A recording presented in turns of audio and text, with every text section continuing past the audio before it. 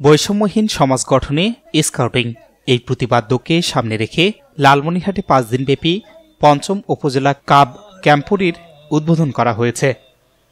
শুক্রবার সকালে লালমনিরহাট জেলা শহরের কালেক্টর মাঠে প্রধান অতিথি হিসেবে উপস্থিত থেকে এ কাব ক্যাম্পরির উদ্বোধন করেন লালমনিরহাট জেলা প্রশাসক এস.এম. রকিব হায়দার।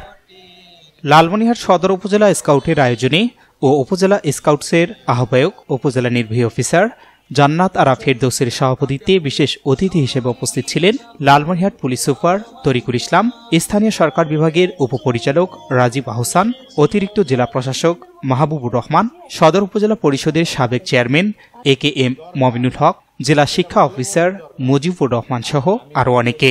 কাব ক্যাম্পরিতে সদর উপজেলার ৩৮টি প্রাথমিক বিদ্যালয়ের ২৬৬ জন শিক্ষার্থী, শিক্ষক, কর্মকর্তা সহ ৩৫০ জন অংশ নেয়।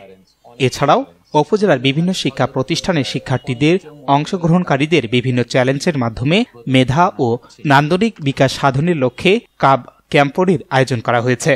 রাতে তাঁবু জলসার মধ্য দিয়ে কাব ক্যাম্পরি শেষ হবে। আমি মনে করি যে বাচ্চাটা এই কাব কিংবা স্কাউটের সাথে জড়িত, তার সাথে যেই বাচ্চাটা স্কাউট কিংবা কাপ এগুলোর সাথে জড়িত না, তার মধ্যে ডিফারেন্স, অনেক difference.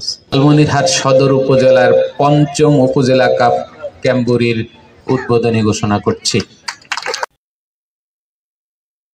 Shahinur Rahman, news desk, ABN24।